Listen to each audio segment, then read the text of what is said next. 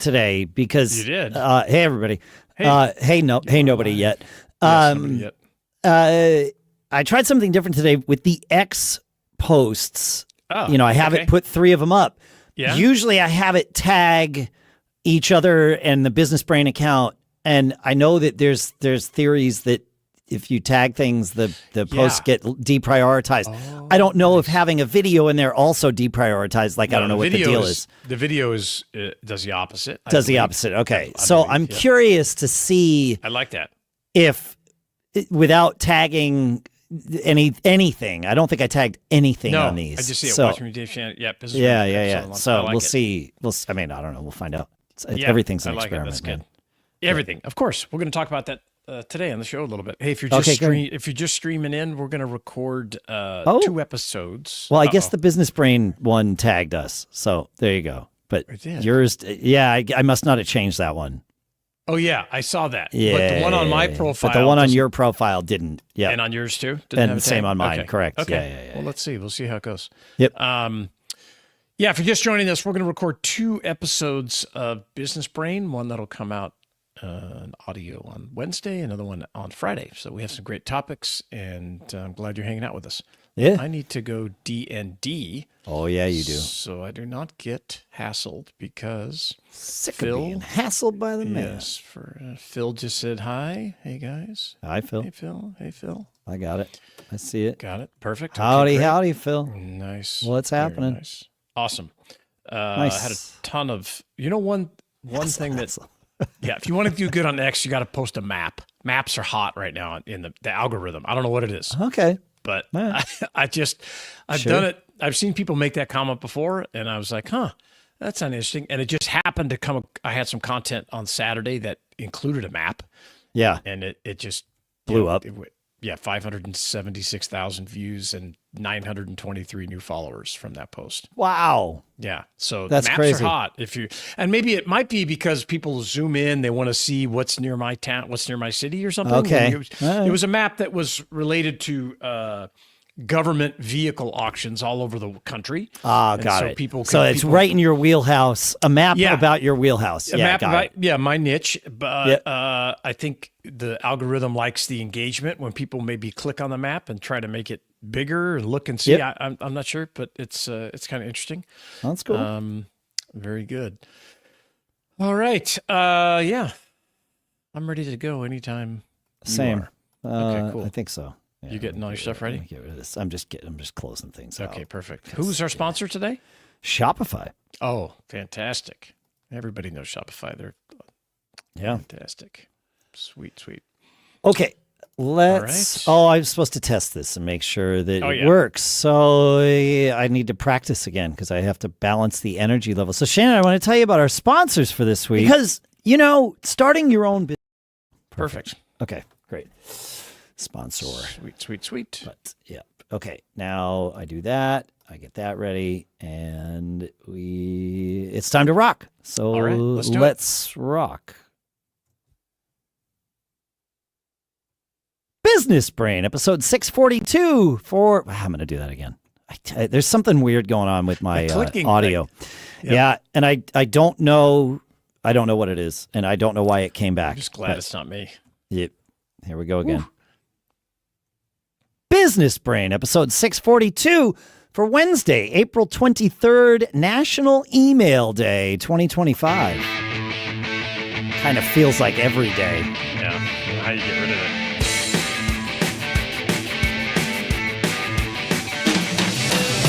Greetings, folks, and welcome to Business Brain, the show where we take a few ideas, some from you, some from us, that we crunch, we dissect, we use and analyze to better tune our business brains so that we can each keep on living those charmed lives. And speaking of living charmed lives, Shopify.com/businessbrain is where you can go to sign up for your $1 per month trial period and upgrade your selling today. We'll talk more about how you're going to do that in a little bit. For now, here in Durham, New Hampshire, I'm Dave Hamilton.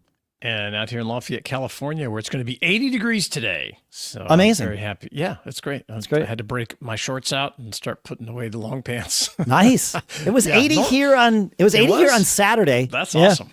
And then, I don't know, what is it today? Like it's 60 or something. So, it's not bad. Bounces around. Spring's in the air. All the plants are looking great. And I'm happy to be here, man. Hey, I want to test a thesis out, an idea that I have. That all right, go. Yeah. Kind of rolling around in my head that could be added to the lexicon of business brain topics or phrases like we use, I understand. Like sure. charmed life, mistakes or tuition, things that we love. T-shirt phrases, I like to call them. Okay. And this is called the 20-80 rule. You've obviously heard of the 80-20 rule, right? Right. Whatever. 20% of the people do 80% of the work, that kind of thing. But my take on this phrase is a little different. I've been thinking about it more.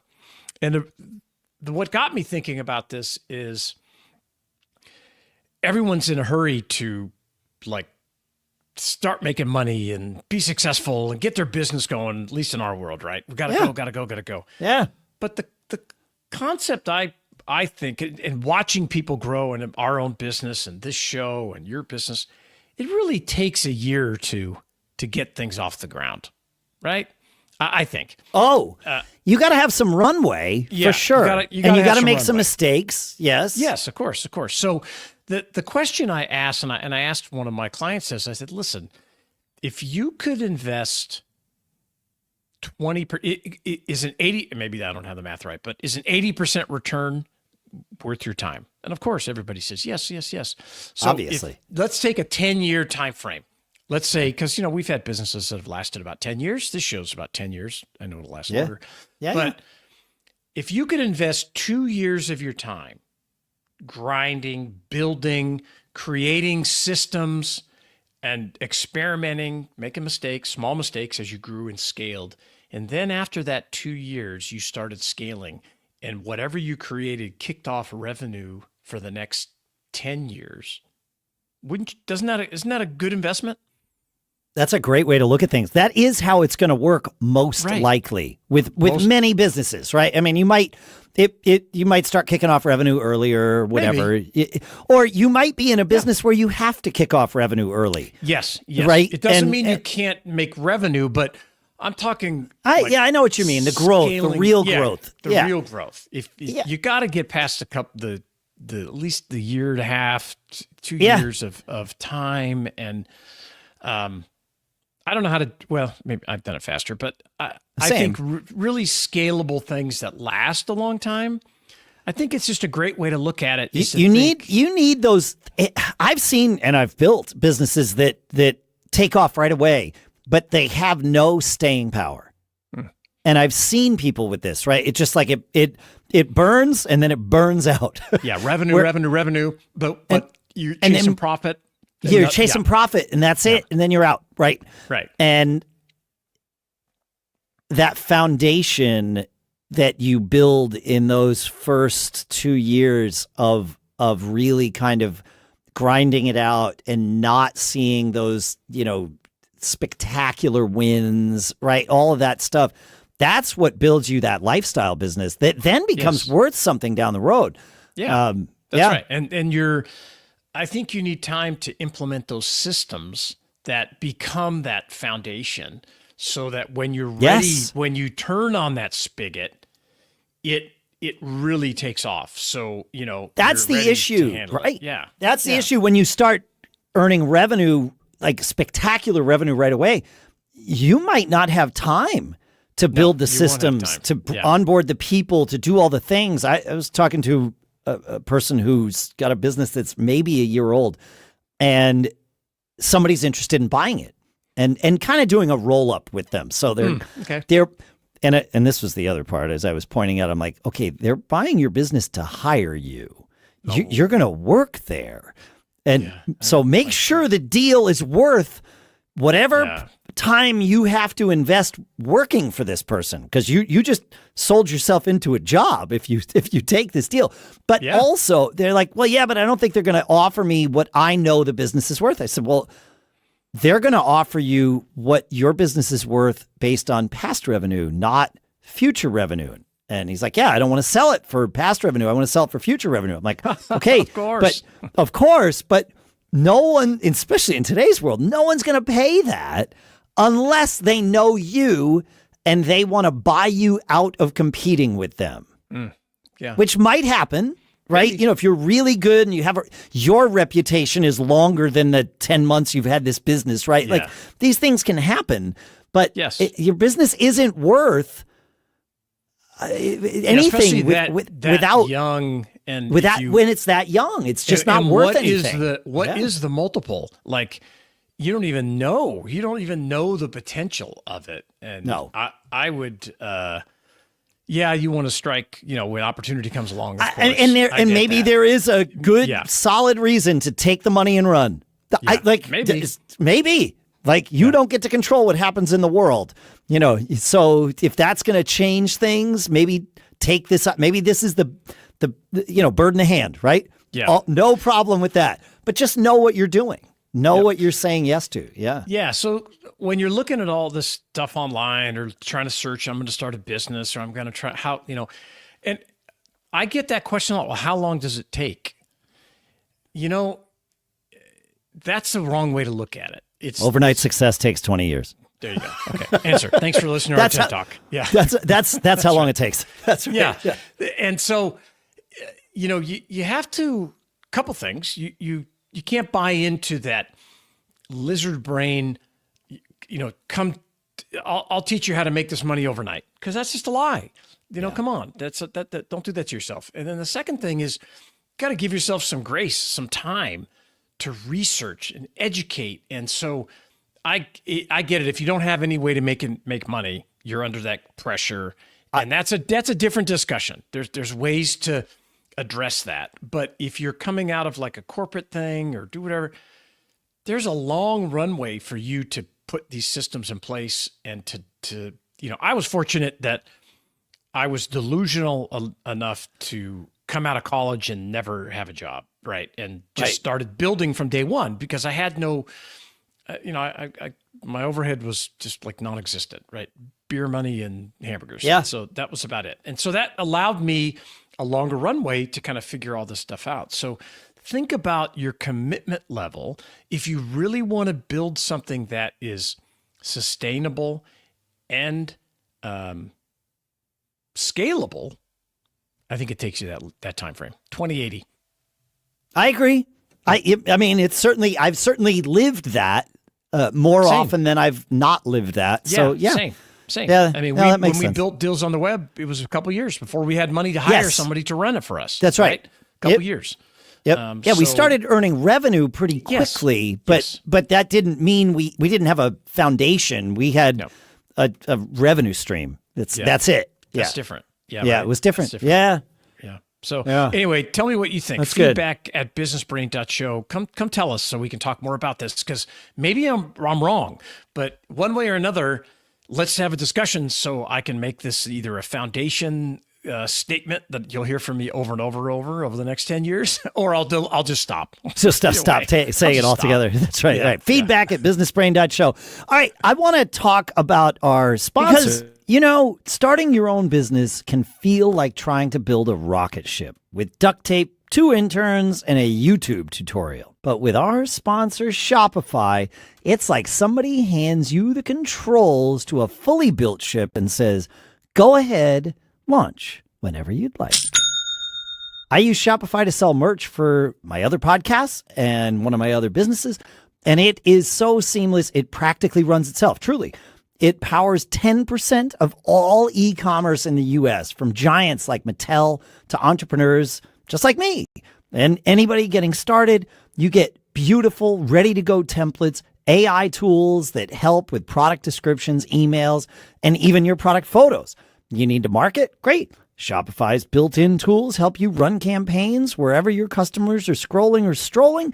And yes, that beloved purple Shop Pay button, it converts like crazy and makes checkout so smooth it should come with a spa soundtrack.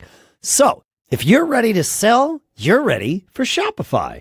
Turn your big business idea into ka-ching with Shopify on your side. Sign up for your $1 per month trial and start selling today at shopify.com/businessbrain.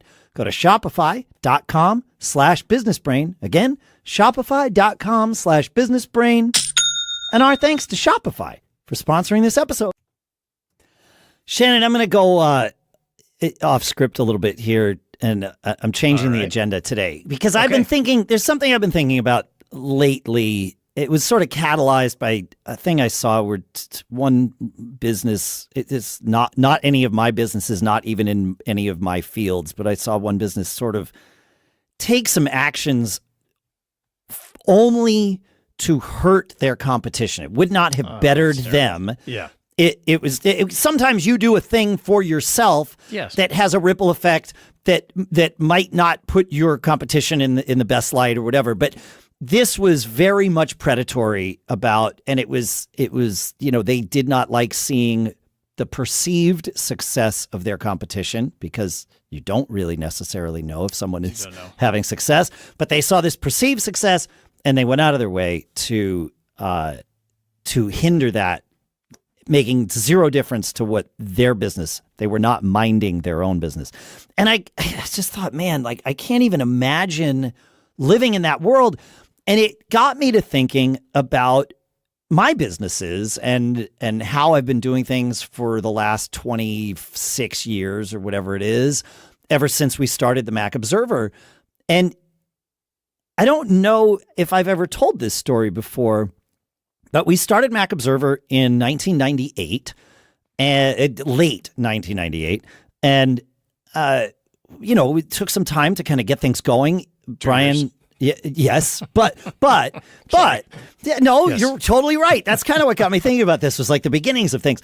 And we got things rolling. It was just me and my business partner, Brian Chaffin. It was his job to produce or hire out to get content and publish the content on the site regularly throughout the day, Monday through Friday. It was my job to make sure that we had a site to publish, which meant like servers and all that stuff, because back then there was no hosting companies that you'd use or whatever. And also to have the money to pay the people and the hosting bills and hopefully eventually ourselves. Right. Yep. So we started doing this. And one of the things that I learned very quickly was that sales is best done as a full-time job, because and I'm speaking very much about myself here because I was the salesperson, but I was also the programmer and the nerd doing like all the server stuff. And I found that I was gravitating towards doing like the programming stuff because that was like I knew if I put 2 hours into programming, there would be a positive end result. Whereas 2 hours into sales might not get you anything. You got to put in another 2 hours or whatever it is.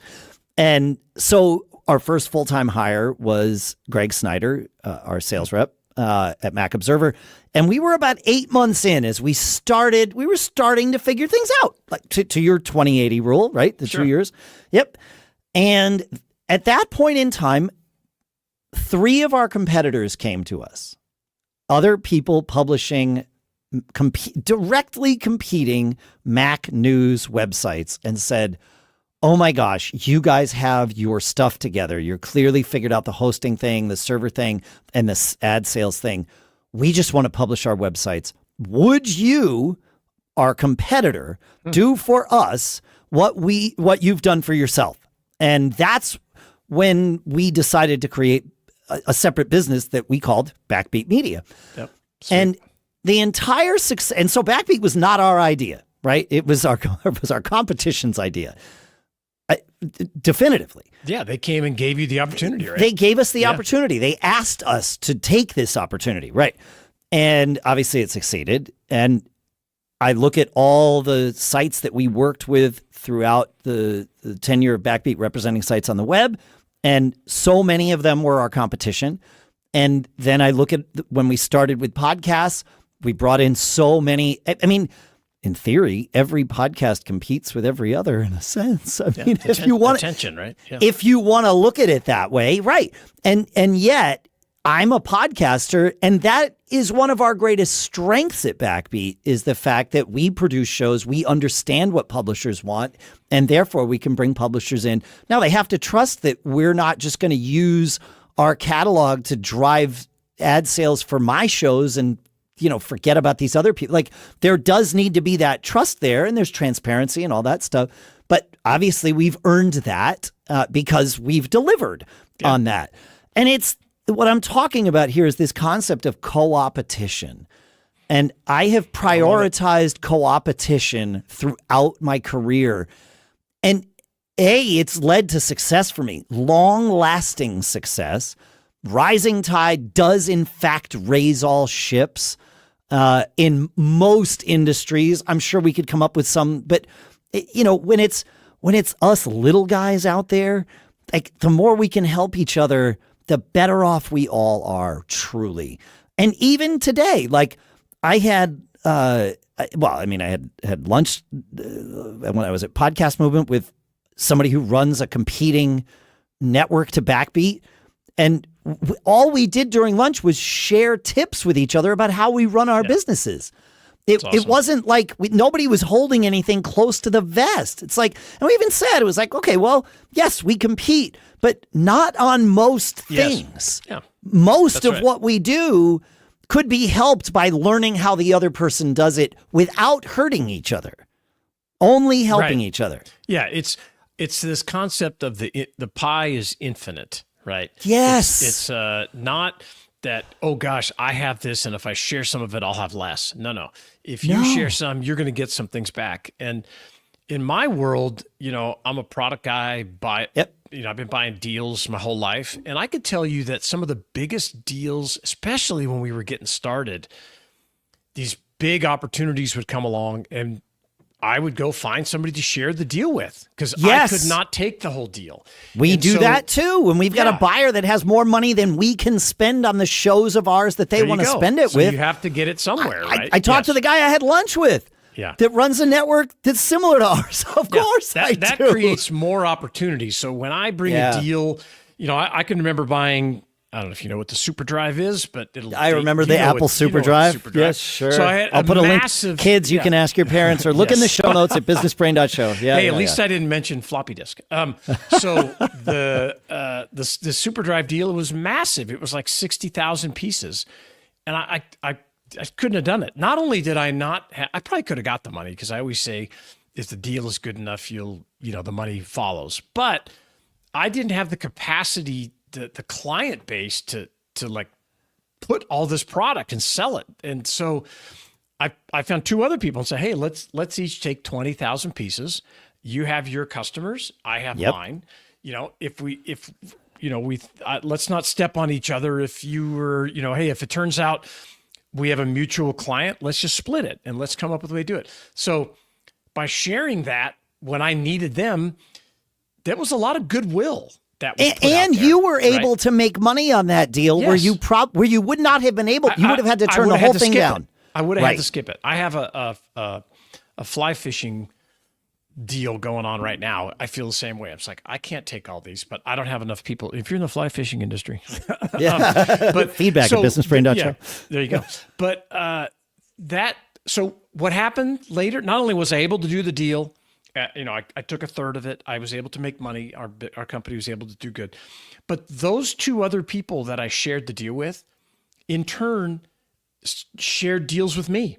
Of course they did. And gave access to product that maybe I couldn't get. And they were like, yeah, we'll let you do this. And, you kind of come to an agreement. So like you say, you don't step on each other's toes. Yeah. And you don't. I love that model, that thinking process of getting through in this co-opetition, because it has dramatically impacted my life, man. Obviously, same. Yes. I mean, like, I can't even. When I heard this story, I mean, first of all, I was just disgusted to hear this going on because I know all the people involved, and it was just like, this is not cool. But secondly, it's just like, where do you think? What are you after here? Yeah, that's like, it. I don't understand. Yeah. They're obsessed. When I hear somebody say, I have this great idea and I can't tell anybody about it. That's a red flag right there. Red flag. The second is, I have this great source, this great supplier, but I can't share it. Well, unless you're like in a position to handle this mass, just like all of their business. Yeah, it just happened to me not too long ago, Yeah. and I was like, "Oh, okay, great. Would you want to share the information? We'll see what we can make out of this." I can't. I don't want to tell you. I was like, "Well, Yeah. Okay." So you're leaving money on the table because you are not thinking about sharing access or whatever, or sharing your idea that you think is so valuable. That's what you do. You share, open up, man. Look at the world around us that we live in now. Everything's like, here, let's see if we can make this work. Let's see if we can make this work together. Yeah. And most of the time this is a t-shirt, phrase. It's execution, not the idea. Right. You could look at every great idea and somebody executed on it really well, and somebody sat there struggling or had analysis paralysis and never got out. It comes up all the time. They put too much stuff in front of them, too many obstacles. Just start and get out there and figure it out and see if your thing is worth it, and share and work with other people. That's how you figure it out. Yes. That's how you figure it out. That's how you figure it out. Don't sit in a silo. Yep, it's no, for sure. Co-opetition, folks. It's it's one of my favorite things. Yeah, and you hear it talked all the time. Building in public. Yeah, build in public. Figure it out. You get some great feedback. People will tell you. Yeah, 99.9% of the people don't do anything, so you don't have to worry about somebody stealing your idea. It's never going to happen. Not going to happen. Not going to happen. No. Oh, thanks for hanging out, folks. Feedback at businessbrain.show. Tell us your stories about co-opetition, your thoughts on Shannon's 2080 rule, and go to businessbrain.show/review and review the show for us. And then let us know. We'll enter you into our drawing for a MacBook this year. Your chances are good. Yeah, very good. We'll see you on Friday. Keep living that charmed life. And we're out. Awesome. Those of you watching the stream, 441 of you, 442. I'm just going to sit here and count. Did you know there's an account on X where a guy just counts? It's called the Count something or other. I love that. He's got 247,000 followers. And he just 1, 2, 3, 4. Yeah, but he's at like 86,340. Yeah, of course. Yes. Yes. Of course. Yeah. So every day, that's what he does. He just goes, 86,453. And it's kind of modeled after that Muppet, the Count, or whatever. Yes. 1, 2, yes, 3. Exactly. But it's what a world we live in, man. It's true. Somebody can create that. It's just, I love it. Anyway, if you're listening to or watching the live stream and listening, hopefully, Dave is taking that first episode and getting it ready for some post-production stuff. We don't do a lot, unlike a lot of those shows. Like I have had podcasts that I recorded months ago that haven't been released yet because folks are still working editing. So we don't like to wait. We want to get the content out there. And so Dave is getting it ready, and then I'll go do a few things to it. And we'll push it out on Wednesday, and then we'll come back and, while we hang out, we'll record the Friday, which is our Friday Eye. We'll have some AI tips and a concept that I'm in the process of stealing using my best practices concept called the third door. Yeah. Let me make sure. Oh, you freaking let me go back here. If you're up on any of these platforms, you can send us a message too, and we will get it here in the comments if you're taking a look at it. But if you're coming on the stream where I was talking about a maps post that I did over the weekend, for a while I always used to see these people do posts with maps in them, and they really took off, and I was like, man, why are those so popular? But I still don't know, but I did one this weekend that was nuts. So think about terrible. They locked you out of Auphonic. They locked us out of our WordPress site. Oh, I've had that happen. I had to go and use a different browser. Yep. Is that what it is? Yeah. Is that the answer here? Are you in Safari right now? Uh-huh. Yep, it's Safari. So I went and used Chrome, and then I would have to go back and flush my cache and then get back in like the next time. So that happens to me once in a while. You just don't hear about it because I just solved the problem. Yeah, you just did That's it. how I roll. Yeah. Yes. All right. So see if that works. businessbrain.show. Yeah. See if it comes up. Should No, it's telling me that I'm getting the lock thing. Yeah. Well, that's like crazy. Jetpack has locked your site's login page. Well, I don't want it to do that. Yes. I don't know where that comes from. It just decides there's some sort of security thing or something? I guess. That's ridiculous. I don't. And you have to solve the little 4+2 thing. No, it says we're going to send an email to you. Well, no, that's not it. That's not it. Yeah. Wow. Yeah. That's strange. That is strange. Yep. That's a bummer. I left force protection, main capture on your line, force protection, multiple blocked login attempts. Okay. I switched platforms last year. I started having problems. And I use WordPress. I pay a service. I pay a company called Eversight, and they built my site for me, and they manage it and all the blog, and I don't think about it anymore. Oh, I see. Got it. Yeah. Oh, so but you're still on WordPress. You're just not self-hosting. I'm not on WordPress. Oh, you're on Eversight. I see. Eversight. I got you. Yeah. Okay. Yeah. And it's a little more expensive, but it's certainly less headaches. Yeah, but I love Eversight. This is the first time in a long time that I have had. Do you want me to see if I can get in? Maybe it'll reset it. Yeah, maybe. Yeah. Let's take a look. Let's see what we got here. Yeah, it's David. That's the email. Oh, this one. Let's see what happens. Oh, it's giving me a prove your humanity thing okay. too, but let's try it out. All right. I'm going to prove my humanity. Me. And let's see where we go. It's thinking. It's thinking. And I got in. I got in. Really? Yeah. Love that. You want my login? I don't. My guess is that because it's telling me your IP address has been flagged, but I know that this IP address is a Cloudflare IP address. Oh. Flush your cache and all that stuff. It's probably a local thing where because but here if I log into Cloudflare, in theory, you could change your. I can bypass. Oh, actually, that's what I want to do. Now that I'm thinking about this, okay. So domain is active. Businessbrain.show.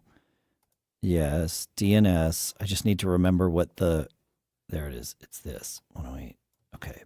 So if I go to sudo nano etc hosts, yep, and I put that in for businessbrain.show, www.businessbrain.show. I think that should do it. No, but that's only because Safari caches the crap out of things. Yeah. WP admin. There's the login. Perfect. That's good. We've spent a little more time. We're getting ready to hit over 500 on the live stream. Oh, that's good. I got to prove my humanity. That's it. There you go. I am in.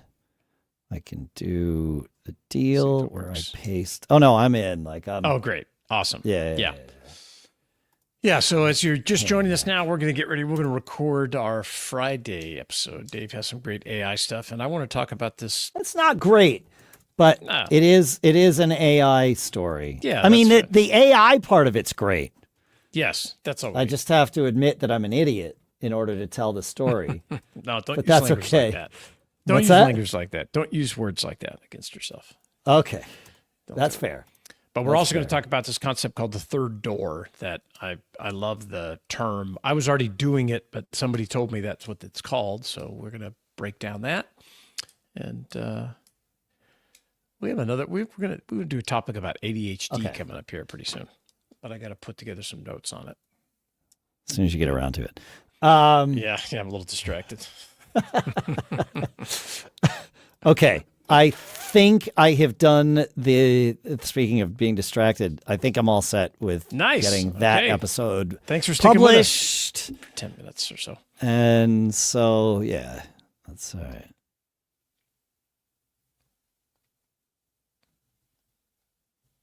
Okay. Yeah, let's do this. So here we go. For Friday. Yep. All right, here goes nothing. Business Brain, episode 643 for casual. See, I did it again. It got me. Clicked.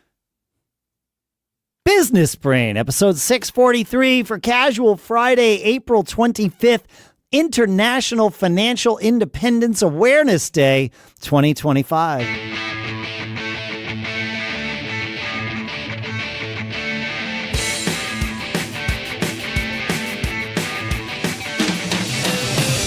Greetings, folks, and welcome to Business Brain, the show where we take some ideas, some incidents, some stuff, we analyze it, we use it to tune our business brains so that we can each keep on living the charmed life and help each other keep on living those charmed lives. Shopify.com/businessbrain is where you're going to go to sign up for a $1 per month trial period and upgrade your selling today using the same engine that I use for one of my other shows and other businesses. We'll talk more about that in a little bit. For now, here in Durham, New Hampshire, I'm Dave Hamilton. And Northern California, I'm Shannon Jean. Happy Friday. Happy Friday, my friend. How are you? Yes, I'm good, man. As always, I'm happy to be here. So you reminded me during our pre-show that I'm not allowed to call myself an idiot. So I won't. I will say that I have paid certainly some time and potentially some money in tuition to learn a valuable lesson that I am going to share with everybody. And it was AI that helped me potentially get to the end of this problem that I caused for myself. And that problem is that I am the person that chose to mail a $36,000 check from the IRS to my bank to deposit. Wait, what? Yep. Just in the regular mail. Yep. I've mailed so many checks to deposit over the years. It's no big deal, but it's been a little while. And so I looked up to make sure that the address that I was mailing it to was the correct address. Find it on Citibank's website. I send the check in on March 3rd. You know what today's day is, right? Oh, wow. Yeah. So I get back from South by Southwest and I'm like, this is odd that this check did not hit. So I call Citibank and they say, why did you use that address? Did you use the San Antonio address is what they asked me. I said, no, I used the South Dakota address. Why did you use that address? Because it's the address on your website. That's not on our website. I'm like, oh, but it is. And they said, well, we're going to have to figure out what happened here. I'm like, yes, please. They're still working on that. I'm not happy. Yeah. Yes. Yeah, obviously. And check so hasn't been found yet? Not to my knowledge. Not by Citibank. Hasn't shown up in my account. So last week I decided I can't wait for Citibank on this anymore. I just got to call. I got to figure out what to do. I got to call the IRS. So I tried calling the IRS. Now, last week that's always fun. The week that started with April 14th, which meant Tuesday was April 15th. The timing is impeccable here in this story. Oh, I'm doing great here. I'm batting 1,000, Shannon. I have a question, but I'll wait till you expand a little more. Yeah, no problem. And so this was Wednesday that I first tried calling the IRS. 2 hours on hold on Wednesday, listening to their hold music before their system just unceremoniously disconnected me. Of course. Well, yeah, of course. That's right. Right. Fine. So Thursday, I call in the morning, and this is while I'm doing things and being productive at my desk. Is like that part of it was fine, but 90 minutes on hold, I get to somebody, And they're like, okay. Great. I'm like, thank you so much. Let me explain what's going on. Whoa. The guy stops me as I'm, 15 seconds into my deal and says, hey, man, you've called the collections department. Oh. You need to get to the refund department. Let me forward you. So he does. And then I'm put into a hold loop or really just an AVR, press here, press 1 for this, press 2 for this. This hell, because my check was not a refund. It was a return of funds for overpayment is what it was. This is a whole long story about how there were misapplied funds. I see. And they needed $36,000 of mine that they already had, but were waiting to process a letter that would have applied it to the correct tax year. And in the meantime, it was just sitting in limbo. Nice. And then while they were waiting to process that letter, they sent me a nastygram saying, if you don't pay this $36,000 soon, we're going to garnish whatever. So I sent him another $36K. Yeah. Right. And in the meantime, they processed my letter and then sent me this check as a return of overpayment. I was going to ask about why a check and not a bank deposit, direct deposit. Correct. Okay. This is why. Right. Okay, great. So I fine. I get routed into this hell that I can't get out of because I don't have a refund. In order to get past this system, you have to have a refund. And then you can tell them the check is missing and you can report it online. But there was no way for me to do this because I'm living in this corner case, right? And so I'm like super frustrated. And I called again and I got one of these, we'll call you back, things. And so I dealt with that, and that called me back and then hung up on me. So that was nice. Yeah, it was cool. Yeah. And so I went to ChatGPT and I was like, okay, I don't know what to do here. And ChatGPT told me about two things. It was like, great. Okay. The second thing it told me about is the IRS Taxpayer Advocate Service, which is an IRS, a section of the IRS that is there to sort of evaluate your case to figure out if you really do need to talk to somebody at the IRS, and then they will force the IRS to talk with you, right? So they're like, if step A doesn't work, use step B. But what step A was call the IRS practitioner priority line, even if you're not a CPA. Right. And not a practitioner. Okay. And it gave me the phone number and it gave me some instructions. And I said, okay, but is this going to be a problem for me? And they said, no. And ChatGPT gave me a script and it was like, look, it said, tell them about your problem and then explain your representing yourself. And I said, okay, but are they going to be pissed? Should I, and I asked ChatGPT, should I start by saying, hey, look, I'm me? They're like, no. When you're talking to IRS employees, they are buried in people all day long. And everybody wants to tell their story. If you just start with being efficient, tell them exactly what happened. And I did. I said, look, I need, and I almost verbatim read the ChatGPT script. And I said, yep, I need to get a check reissued.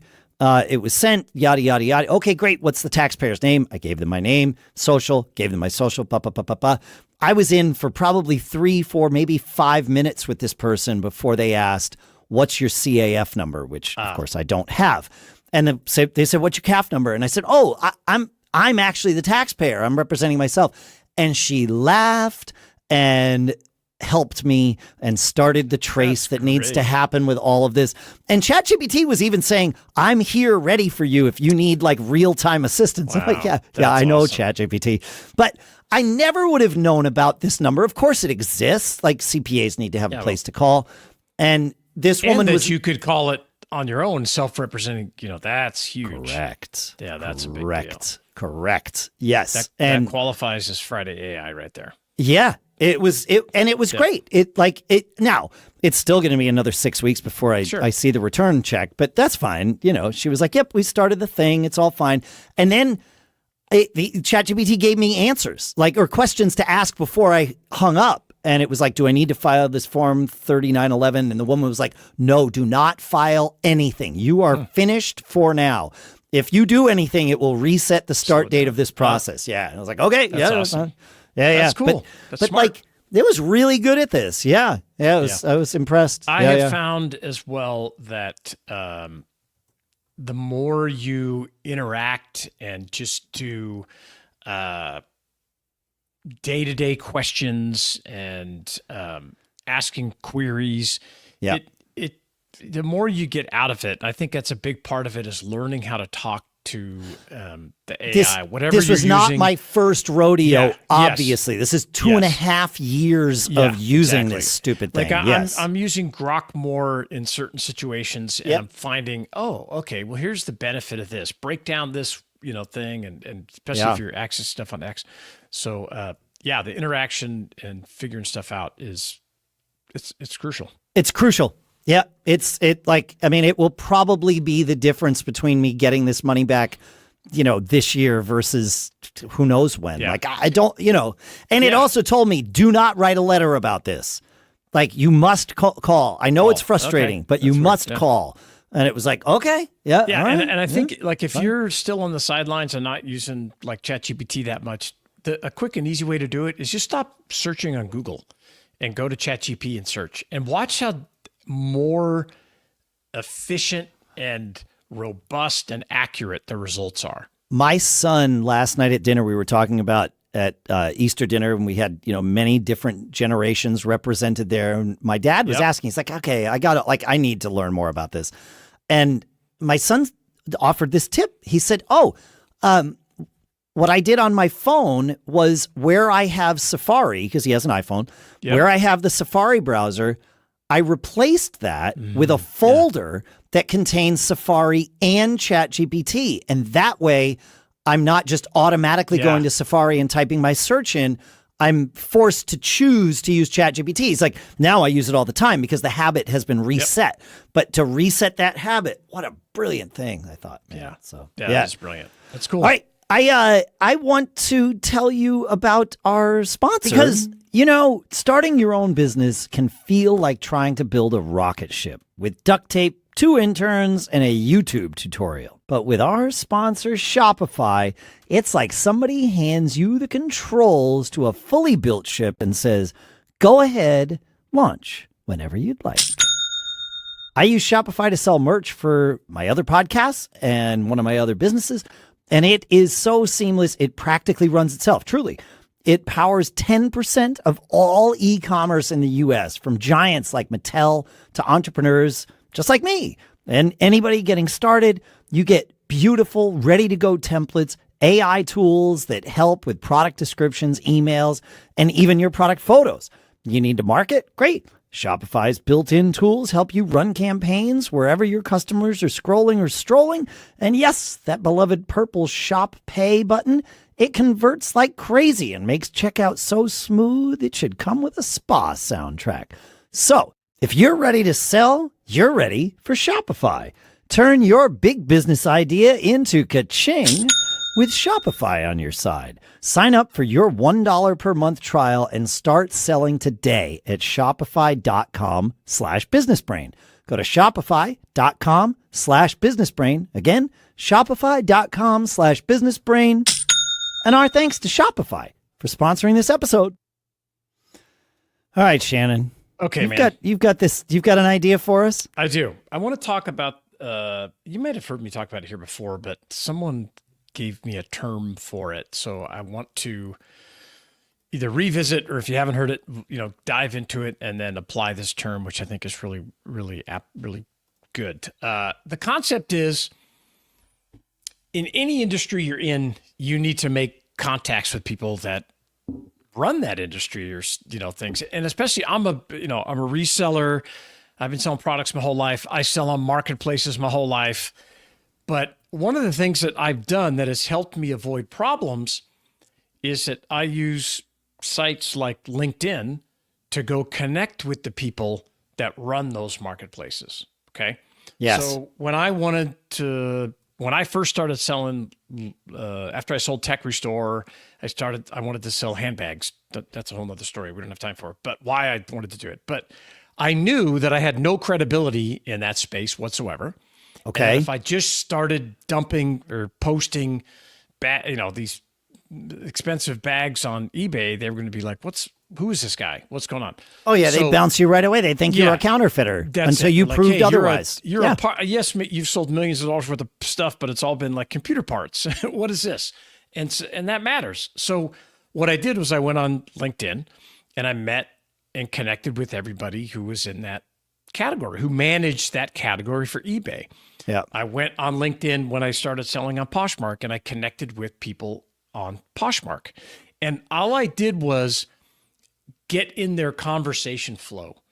I commented on their posts. I congratulated when they had achieved something. I didn't ask them for anything. I just got my name out there because I wanted them to know me, because I knew at some point I would need them.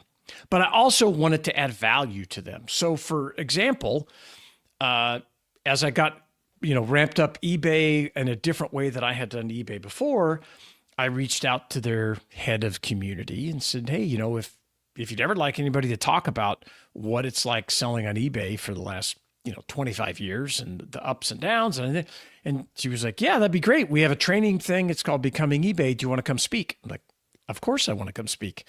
So then you leverage that. But this was not the first contact you made with this person. You had been commenting on their posts and building up trust and all of that over time. Yep. Because I just wanted to shine a light on that. Yeah. She saw my name in her flow and commenting on other people's comment. Oh, that's really cool, man. I love eBay. It changed my life. Yada, yada, yada. Yep. When I got going up on Poshmark and I went up and I sold my first $1 million, I went to the CEO in Poshmark who I had already connected with. I'd already, got connected somehow.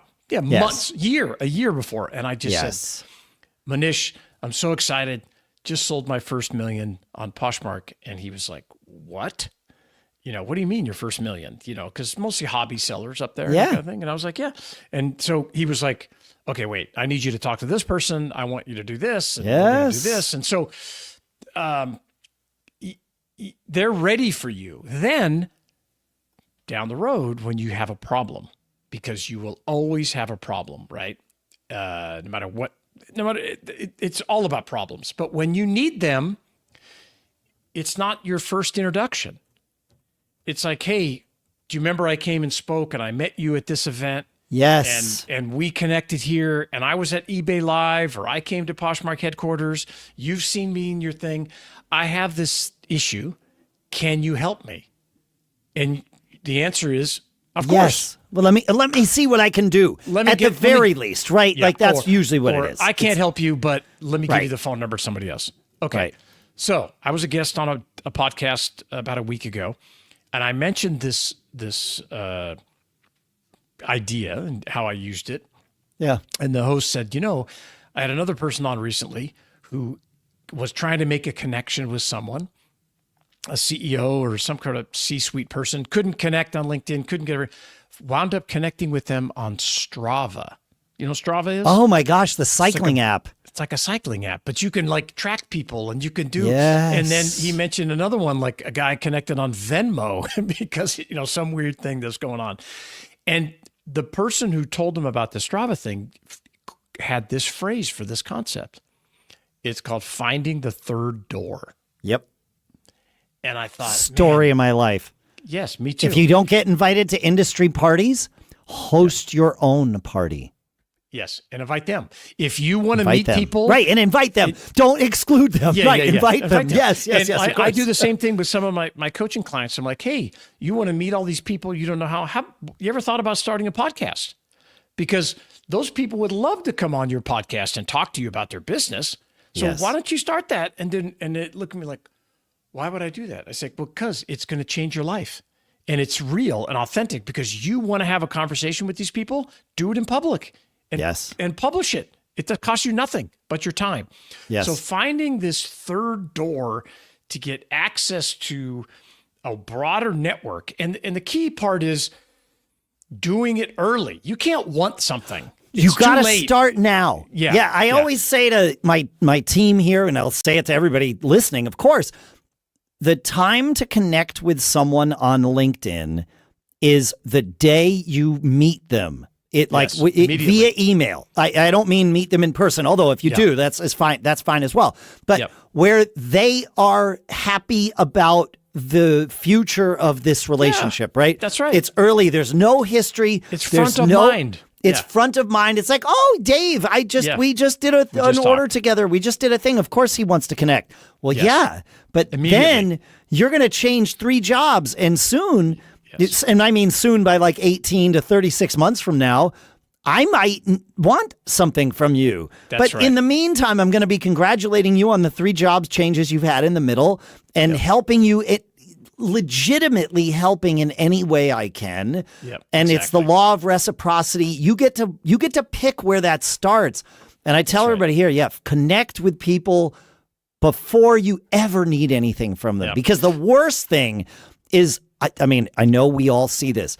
The moment you go on LinkedIn, you're like, oh, I have 14 invites. Okay, I guess I know this person. You say yes. Right. And within 5 minutes, they're in your inbox pitching. Like, please. It's like, oh my gosh, please. How do you think this is going to work? Like, we had a call last week in my mastermind. One of our biggest vendors, Marketplace, is like, hey, I want to come talk to your members. I'm like, great, we'll set it up. We had this phone call. It was awesome. They talked for an hour, answered a bunch of questions. And there was like about 30 of my members on the call. Okay. The minute we were done, I went up in the mastermind. That was a great call. Here's a link to the recording. You should go to LinkedIn right now and connect with each of those people immediately. Right away. Thank them for coming on the call and for helping you. Done. And walk away. That's it. Yeah. That's it.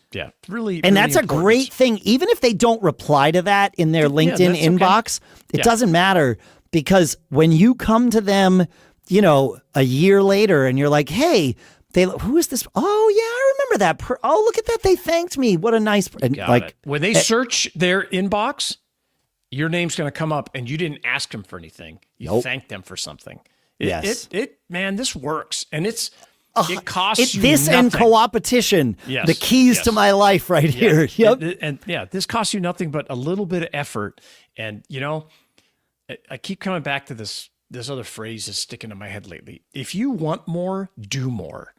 Oh. Right? You just have to, because there's too many people that think it's just going to happen. So if you want more, if you just do it. You have to do more. And part of that doing more is making these connections and getting out. So it is. I'd love to hear, about your third door ideas of places that you've connected, random stuff, feedback at businessbrain.show.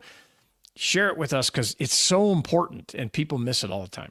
People miss it. Yes, and that's what makes it even more valuable is most people that aren't listening to this show are less likely to do these things, and it's okay. That's correct. Please share with the ones because this helps everybody. But it's still going to be a small percentage of the people doing this, of course. And who are the 2 people you should go connect on LinkedIn right now? Right in the show notes at businessbrain.show is Shannon's profile and mine on LinkedIn. Connect with us right now. You don't need anything from us. Today's the day. And guess what? We don't need anything from you. No. Today. Not yet. But someday, maybe. Who knows? We can help each other. It's wonderful. Love it. Absolutely. Yeah. Awesome. Thanks for hanging out, folks. Thank you for sending in all your stuff, feedback at businessbrain.show, and go leave us a review. businessbrain.show/review. Keep on living that charmed life and have a great weekend, folks. We'll see you next week. See ya. And we're out. That's great. That concept's so powerful, man. So powerful. Yes. It's crazy. Yeah. And it's so overlooked. Yeah. Overlooked. Yep. Yeah. Yep. Yeah. Or it's too late. You're just like, oh, I gotta find somebody at eBay because I'm having a problem with my account. Don't even bother. Don't even bother. Not Call today. the customer service. Call the customer service line and be like 5,000 other people that are calling customer service, instead of being the 1% that, Ask ChatGPT what the best path through that front door is, because they might find you a secondary front door. There is a concierge eBay. There is concierge eBay. Yeah. And yes, I have that. They might be able to teach you how to get to that, even if you're not supposed to get to that. Yeah. Absolutely. Yep. Folks, all 630 of you, thank you for hanging out and watching us through the live stream. Thanks for your patience. As you know, it's Dave's first time, so we had to do some stuff in between the shows. And so we appreciate it. Have a great rest of the week. And yeah, we record these on Monday now, so we can wish you. I hope you have a fantastic and profitable week. And we'll see you here next week. And please go leave us a review if you've watched this live stream or listened to the show. businessbrain.show/reviews. We are giving away a MacBook, and I'd be happy to give it to you. We want to give it to you. I can't wait. We're giving it to somebody. We might as well be you. The odds are really good. How many? It's very low. Somebody's getting it. It's low. So add your name to the list. Yep. See you guys. Take care. Later.